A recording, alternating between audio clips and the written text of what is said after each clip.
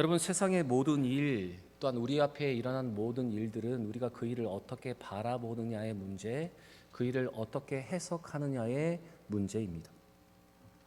그래서 상황과 문제를 바라보는 차이는 사실 시선의 차이고 또한 해석의 차이라고 말할 수 있습니다. 우리가 만약 모든 일을 믿음의 눈으로 또한 은혜로 바라보면 그것은 은혜가 되고 감사의 이유가 되지만, 모든 것을 삐뚤게 바라보고 판단의 눈으로 바라보면 그것은 비판과 정죄의 이유만 되는 것입니다. 모든 것을 하나님의 주권과 섭리를 인정하면서 그것을 바라보면 그것은 하나님의 선한 인도하심으로 믿게 되고, 또한 그 가운데 우리는 인내할 수 있지만, 만약 그 모든 문제를 세상의 관점과 세상의 기준으로 바라보면 그 일은 견딜 수 없는 일이 될 뿐만 아니라 우리에게는 시험거리가 되는 것입니다. 그래서 여러분, 우리가 어떻게 그것을 바라보느냐, 우리가 그것을 어떻게 해석하느냐의 문제가 바로 우리의 믿음의 문제라고 할 수 있는 것입니다. 사랑하는 여러분, 모든 것을 믿음으로 바라보고 하나님의 섭리와 주권을 매 순간마다 인정할 수 있는 여러분과 제가 되길 바랍니다. 그리고 또 그렇게 해석하며 그렇게 바라볼 수 있는 믿음을 키우는 여러분과 저의 삶이 되기를 바랍니다. 우리 옆에 분과 한번 이렇게 인사했으면 좋겠습니다. 모든 것을 믿음으로 바라봅시다. 인사하겠습니다. 모든 것을 믿음으로 바라봅시다. 다시 한번 인사하겠습니다. 하나님의 섭리로 해석합시다. 인사하겠습니다. 하나님의 섭리로 해석합시다. 모든 것을 믿음으로 바라보고 하나님의 섭리와 주권이 그 가운데 있음으로 해석할 수 있는 여러분과 저의 믿음의 눈, 또한 믿음의 삶이 되기를 바랍니다. 우리는 계속해서 교회가 세워져 가는 이야기, 사도행전의 말씀으로 은혜를 나누고 있습니다. 오늘 본문의 말씀은 예수의 이름으로 안진뱅이를 일으킨 초자연적인 사건 이후에 이 사건에 대한 해석이 기록되어 있습니다. 베드로와 요한은 자신들을 둘러싼 군중들의 잘못된 생각을 지금 교정해 주고 있습니다. 아마도 군중들은 그 안진뱅이를 일으킨 것이 이 베드로와 요한의 능력으로 오해하고 있었던 것 같습니다. 그러나 베드로와 요한은 이 치유의 기적이 자신들의 능력에 있지 않고 오직 예수 그리스도에게 있음을 지금 밝히고 있습니다. 성전 미문에 앉아서 구걸하던 거린, 그는 날 때부터 장애를 가지고 있었습니다. 그는 단 한 번도 일어나 걸어본 적이 없습니다. 그런 그가 성령 충만한 베드로와 요한을 만났고 그는 예수의 이름으로 일어나는 기적을 그는 경험했습니다. 안진뱅이가 일어서서 뛰며 서서 걸으며 하나님을 찬미하는 모습을 본 백성들은 베드로와 요한의 주위에 몰려들기 시작했습니다. 우리 11절 말씀 같이 한번 읽어보겠습니다. 11절입니다. 나은 사람이 베드로와 요한을 붙잡으니 모든 백성이 크게 놀라며 달려 나아가 솔로몬의 행각이라고 불리는 행각에 모이거늘. 그들이 이렇게 모여든 것은 이 일이 놀랍기 때문이기도 하지만 그들이 한 가지 오해를 하고 있었기 때문에 바로 이 베드로와 요한 주변에 몰려들게 되었습니다. 베드로와 요한이 있는 솔로몬의 행각에 모여든 백성들은 한 가지 오해를 하고 있었습니다. 그것은 이 모든 치유의 능력, 초자연적인 능력이 바로 베드로와 요한의 능력이고 그들의 탁월한 경건으로 일어난 일이라고 그들은 생각을 하고 있었습니다. 그래서 그들은 경이로운 눈으로 베드로와 요한을 쳐다보고 있었습니다. 12절의 말씀을 읽어보시면 군중들이 어떤 오해를 하고 있었는지 베드로의 입술을 통해서 우리는 알 수가 있는데, 그들의 오해는 바로 베드로와 요한의 개인의 권능과 경관이 이 사람을 일으키게 된 것이라는 바로 오해였습니다. 우리 12절 말씀도 같이 한번 읽어보겠습니다. 12절입니다. 베드로가 이것을 보고 백성에게 말하되 이스라엘 사람들아, 이 일을 왜 놀랍게 여기느냐? 우리 개인의 권능과 경건으로 이 사람을 걷게 한 것처럼 왜 우리를 주목하느냐? 여러분, 베드로의 이야기를 잘 보시면 그들의 오해는 개인의 권능과 경건으로 그 사람을 일으켜 세웠다고 그들을 착각하고 그들을 주목하는 그것이 잘못되었다고 오늘 베드로는 지적을 하고 있는 것입니다. 그들이 이렇게 오해할 수 있었던 이유가 6절과 7절 말씀에 기록되어 있습니다. 베드로가 안진뱅이에게 말을 했고 또한 7절에 오른손을 잡아서 일으켜 세웠기 때문에 바로 그것을 지켜본 많은 군중들은 바로 베드로와 요한의 능력이라고 착각을 일으켰던 것입니다. 6절과 7절 제가 한번 읽어보겠습니다. 베드로가 이르되 은과 금은 내게 없거니와 내게 있는 이것을 내게 주노니 나사렛 예수 그리스도의 이름으로 일어나 걸으라 하고 오른손을 잡아 일으키니 발과 발목이 곧 힘을 얻고. 바로 베드로가 이런 이야기를 하고 그의 오른손을 잡아 끌었기 때문에 아마도 그들은 베드로와 요한이 그를 낫게 한 것으로 생각하고 있었습니다. 그들의 눈에는 이 베드로와 요한만 보였으므로 그들이 낫게 한 것으로 여기는 것은 어쩌면 당연한 것처럼 보입니다. 그러나 그들은 보지 못했습니다. 깨닫지 못했습니다. 베드로와 요한을 통해서 역사하시는 주의 능력, 성령의 능력, 예수 그리스도의 이름의 능력은 그들은 보지 못한 것입니다. 베드로는 이렇게 오해하고 있고 그거를 바라보지 못하는 그들을 향해서 이렇게 말합니다. 왜 우리를 주목하느냐? 베드로의 이 말은 우리를 주목할 것이 아니라 너희들이 주목해야 할 분이 있고 너희들이 주목해야 할 것이 있다는 것을 지금 말하고 있는 것입니다. 그들은 베드로와 요한을 주목하지 않고 보아야 하는 것이 있었습니다. 바로 베드로와 요한을 주목하는 것이 아니라 그 일을 가능하게 하신 하나님의 능력과 예수 그리스도의 이름 성령의 역사를 그들은 바라보아야 했습니다. 여러분, 사실 안진뱅이가 일어난 것은 베드로와 요한의 능력이 아닙니다. 그들이 다른 사람보다 더 경건하게 살았기 때문에 그들 가운데 일어난 일이 아닙니다. 그들을 통해서 일어난 일이지 그들의 능력이 아니라는 말입니다. 저는 지난 수요일에 여러분에게 이런 말씀을 드린 적이 있습니다. 여러분, 복음의 능력이지 복음을 전하는 자의 능력이 아니다라고 말씀드렸고, 선포하는 자의 능력이 아니라 예수 그리스도의 이름의 능력이라고 여러분에게 말씀을 드렸습니다. 여러분, 복음 전하는 자의 능력이 아니라 복음의 능력이 있기 때문에 사람들이 변화되고, 선포하는 자의 경건과 선포하는 자의 능력이 아니라 예수 그리스도의 이름의 능력이 있기 때문에 그것을 믿고 선포했기 때문에 일어나는 역사가 바로 우리가 보고 있는 많은 기적들입니다. 그런데 그들은 이 사실을 오해하고 있었습니다. 그래서 베드로는 그들을 향해서 왜 우리를 주목하느냐, 왜 우리를 주목하고 있느냐고 지금 말을 하고 있는 것입니다. 그들이 주목해야 하는 분은 바로 예수 그리스도이시고 하나님이시고 그들과 함께 동행하는 성령님이었습니다. 사도행전의 말씀을 보시면 오늘 본문의 이 치유의 기사와 유사한 내용이 14장에도 나옵니다. 바울과 바나바는 루스드라에 가서 걷지 못하는 사람을 일으켜 세우는 역사를 그들에게 보입니다. 예수의 이름으로 그 사람을 일으키는 기적이 그들 가운데 나타납니다. 그때 군중들은 바울과 바나바를 신과 같이 여기서 그들 앞에 나와서 제사를 드리고 그 앞에 제물을 드리려고 했습니다. 그때 바울은 그들을 향해서 이렇게 말합니다. 초자연적인 사건의 근원이 자신들에게 있다고 밝히지 않고 하나님께 있다고 그들은 밝히고 있습니다. 그리고 이것이 복음의 능력이고 하나님이 그들을 돌아오게 하시려는 목적이 바로 이 사건 가운데 있다고 말을 합니다. 그것이 사도행전 14장 15절의 말씀인데 우리 같이 한번 읽어보겠습니다. 이르되 여러분이여 어찌하여 이러한 일을 하느냐, 우리도 여러분과 같은 성정을 가진 사람이라.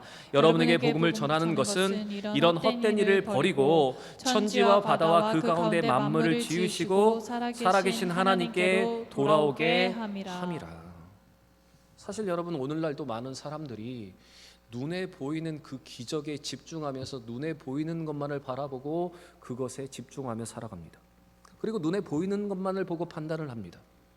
그리고 교회 안에 많은 신자들도 눈에 보이는 것만을 가지고 능력이라고 말하고 눈에 보이는 것만을 가지고 은혜라고 말할 때가 많이 있습니다.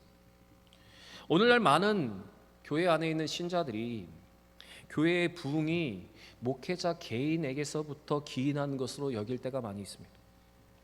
또 질병의 치유도 기도해 준 사람의 능력 때문이라고 여기는 경우가 있습니다.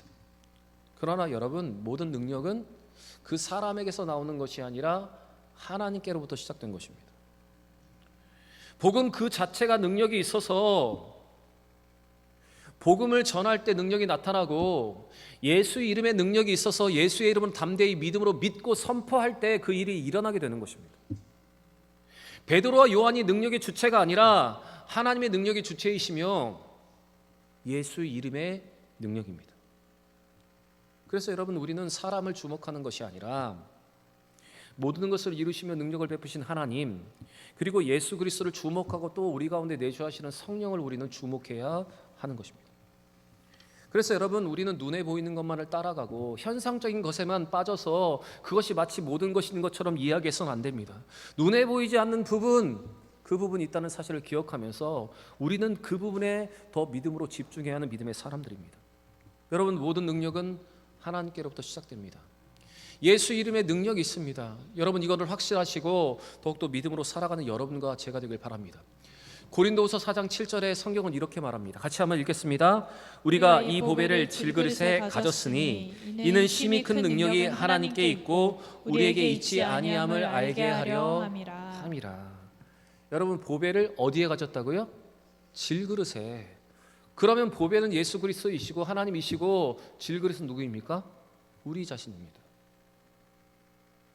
여러분, 때때로 우리는 우리 안에 있는 보배보다 보배함에 더 집중할 때가 있습니다. 보배보다 질그릇인 우리 자신, 사람에게 더 집중할 때가 있습니다. 그러나 여러분, 우리는 오늘 성경의 기록대로 질그릇같이 연약한 존재입니다. 능력이 그래서 인간인 우리에게 질그릇같이 연약한 사람에게 있는 것이 아니라 우리 안에 계신 보배 하나님의 능력, 예수 그리스도 안에 능력이 있다는 사실을 우리는 잊지 않아야 합니다. 우리 안에 예수 그리스도가 살아계시고 하나님이 역사하시고 성령이 동행하시기 때문에 여러분, 사람을 통해서 그런 역사가 일어나게 되는 것입니다. 그래서 여러분, 우리는 질그릇을 크게 바라보지 않아야 하고 우리 안에 담겨져 있는 보배를 더욱더 크게 바라보아야 합니다. 전하는 자의 능력이 아니라 복음의 능력이고 선포하는 자의 능력이 아니라 예수 그리스도의 능력이라는 사실을 여러분 기억해야 합니다. 사랑하는 여러분, 바라보는 시선의 문제이고 문제를 어떻게 해석하느냐의 문제입니다. 인간은 보배를 담고 있는 질그릇에 불과합니다. 우리가 이 질그릇이라는 우리의 의식 속에 살아갈 때 우리는 더 하나님을 의지하게 되고 하나님을 더 인정하게 되고 하나님을 바라보게 되는 것입니다. 여러분, 눈에 보이는 것이 전부가 아님을 깨닫고 내 능력이 아니라 복음의 능력, 예수 그리스도의 이름의 능력을 기억하며 담대히 복음을 전하고 선포하고 하나님 온전히 따라갈 수 있는 여러분과 저의 삶이 되기를 바랍니다. 이어서 베드로는 오해를 가지고 자기를 바라보는 군중을 향해서 그들이 잊고 있었던 죄에 대해서 지적을 합니다. 그것은 빌라도가 살리려고 애를 썼음에도 불구하고 강도와 맞바꾸면서까지 생명주 대신 예수 그리스도를 죽였던 그들의 죄에 대한 지적이었습니다. 그것이 13절, 14절, 15절 상반절에 기록되어 있는데 같이 한번 읽겠습니다. 아브라함과 이삭과 야곱의 하나님 곧 우리 조상의 하나님이 그의 종 예수를 영화롭게 하셨느니라. 너희가 그를 넘겨주고 빌라도가 놓아 주기로 결의한 것을 너희가 그 앞에서 거부하였으니 너희가 거룩하고 의로운 일을 거부하고 도리어 살인한 사람을 놓아 주기를 구하여 생명의 주를 죽였도다. 베드로는 분명히 지적합니다. 그들의 죄를 지적하고 있습니다. 그 놀라운 기적을 바라보며 모여든 군중을 향해서 베드로는 기회를 놓치지 않고 그들의 죄를 지적을 합니다. 그러면서 베드로는 말을 이어갑니다. 그들이 죽였던 예수 그리스도로 말미암아, 그들이 죽였지만 하나님께서 다시 살리신 예수로 말미암아 이 안진뱅이가 일어나게 되었다고 그들에게 선언을 하고 있습니다. 우리 15절과 16절 말씀도 같이 읽겠습니다. 그러나 하나님이 죽은 자 가운데서 그를 살리셨으니 우리가 이 일의 증인이라. 그 이름이 너희가 보고 있는 이 사람을 성하게 하였나니 예수로 말미암아 난 믿음이 너희 모든 사람 앞에서 이와 같이 완전히 낫게 하였느니라. 지금 베드로는 그들이 죽였지만 하나님이 다시 살린 예수 그리스도가 이 안증뱅이를 일으켰다고 선언을 하고 있습니다. 우리가 그것의 증인이고 우리가 지금 이것을 선포하여서 이 능력이 예수의 이름으로 나타나게 되었다라고 지금 선언을 하고 있습니다. 여러분, 지금 베드로는 그들의 죄를 냉철하게 돌아볼 수 있도록 지금 그들을 향해서 도전을 하고 있습니다. 베드로는 복음을 전할 수 있는 이 기회를 놓치지 않고 그들에게 지금 담대하게 복음을 전하고 있습니다. 그리하여 안진뱅이가 일어난 기적으로 모인 무리들은 이 베드로의 말, 이 복음으로 도전하는 이 베드로의 말을 듣고 두려움에 사로잡히게 됩니다. 그들이 큰 죄를 지었다, 내가 큰 죄를 지었다, 그들은 깨닫기 시작합니다. 그리고 이와 같은 두려움에 사로잡혀 있는 그들에게 다시 베드로가 말씀을 통해서 소망을 주었고, 그 소망으로 그들은 회개하며 예수 그리스도를 믿게 되었습니다. 여러분, 지금 베드로는 복음 전할 수 있는 기회를 놓치지 않고 그들에게 담대하게 복음을 선포하고 있습니다. 그들이 회개하며 돌아올 수 있도록 그들을 향해서 복음으로 도전을 하고 있는 것입니다. 그래서 여러분, 베드로의 이와 같은 도전을 통해서 어떤 일이 일어난 줄 아십니까? 사도행전 4장 4절의 말씀을 보시면 그들이 이 베드로의 말을 듣고 회개하며 돌아왔는데 그 돌아온 숫자가 5,000명이나 되었다고 기록을 하고 있습니다. 우리 같이 한번 읽어보겠습니다. 말씀을 들은 사람 중에 믿는 자가 많으니 남자의 수가 약 5,000이나 되었더라. 여러분 알고 계시죠? 그 당시 이스라엘은 전쟁에 나갈 수 있는 남자만 세웠다는 것. 그러면 남자들이 이만큼 돌아왔는데 그 외에 더 많은 사람들이 돌아왔다는 것을 우리는 알 수 있습니다. 여러분, 베드로의 복음 전함으로 5,000명이 회개하며 예수께로 돌아오는 역사가 일어나게 되었습니다. 여러분, 베드로는 복음을 전할 기회를 놓치지 않았고 담대하게 복음을 선포했습니다. 그리고 그 복음의 능력으로 이런 놀라운 기적이 여러분 일어나게 된 것입니다. 여러분, 저는 오늘 여러분에게 믿음으로 도전을 합니다. 여러분, 복음 전할 기회를 놓치지 않았던 이 베드로처럼 복음의 능력을 믿고 여러분 복음을 전할 수 있을 때 담대하게 복음을 선포할 수 있는 여러분과 제가 되길 바랍니다. 여러분, 주저하지 마시고 복음을 전할 수 있을 때 복음을 전하는 여러분과 제가 되기를 바랍니다. 디모데서 4장 2절에 바울은 디모데를 향해서 이렇게 말합니다. 같이 읽겠습니다. 너는 말씀을 전파하라. 때를 얻든지 못 얻든지 항상 힘쓰라. 때를 얻든지 못 얻든지 항상 힘쓰라, 이렇게 말하고 있습니다. 여러분, 복음을 전할 때라는 말은 사실 존재하지 않습니다. 우리는 언제나 어떤 순간에나 항상 복음을 전하는 삶을 살아가야 합니다. 여러분, 우리는 복음을 전할 때 염려합니다. 내가 복음을 제대로 전할 수 있을까? 내가 복음을 제대로 전하면 저 사람이 예수를 믿을까? 결국 내가 이 복음을 전했을 때 그 열매가 없으면 어떡하지? 우리는 이렇게 염려합니다. 그런데 고린도전서 3장 6절과 시편 126편 6절 말씀을 보시면 이렇게 기록되어 있습니다. 같이 읽겠습니다. 나는 심었고 아볼로는 물을 주었으되 오직 하나님이 자라나게 하셨나니. 또한 시편 126편 6절의 말씀입니다. 울며 씨를 뿌리러, 같이 읽겠습니다. 울며 씨를 뿌리러 나가는 자는 반드시 기쁨으로 그 곡식단을 가지고 돌아오리라. 여러분, 바울은 심었고 아볼로는 물을 주었는데 자라나게 하신 분 누구라고요? 하나님이십니다. 우리가 복음을 전하고 그 복음의 열매를 맺게 하시는 바로 분은 우리 하나님이십니다. 그리고 우리가 정말로 간절한 마음으로 울며 씨를 뿌릴 때 하나님은 기쁨으로 그 단을 거두고 돌아오게 하시는 기쁨을 우리에게 허락하여 주시는 것입니다. 여러분, 이 확신과 이 믿음을 가지고 복음 전할 기회를 놓치지 않았던 베드로처럼 항상 복음을 전할 수 있는 여러분과 제가 되기를 바랍니다. 제가 고등학교를 졸업한 지 벌써 31년이 되었습니다. 제가 30년 만에 동창회에 처음 한번 나갔습니다. 고등학교 동창회 갔더니 목사가 저 한 사람뿐이었습니다. 제가 목사인 친구들이 다가와서 저에게 한마디씩 합니다. 나도 옛날에 예수님 잘 믿었는데 요즘은 교회에 안 간다고 이야기를 하고, 예전에는 제가 기독교였는데 지금은 무교라고 말하는 친구들이 있고, 또한 신앙과 논리를 이야기하고 신앙과 이성을 말하는 친구들이 있습니다. 수많은 이야기들이 저를 스쳐갑니다. 그때 저는 조용히 듣고 있다가 그리고 이렇게 결론을 내립니다. 친구야, 예수 믿고 천국 가자. 주님이 너를 기다리고 계신다. 제가 이렇게 말을 합니다. 아마 다음부터 동창회 나가면 제 옆에 친구들이 안 올지도 모릅니다. 제가 계속 예수 믿고 천국 가자고 이야기하니. 그러나 여러분, 동창중의 목사가 저 한 사람이라면 저는 복음을 전해야 되는 것 아닙니까?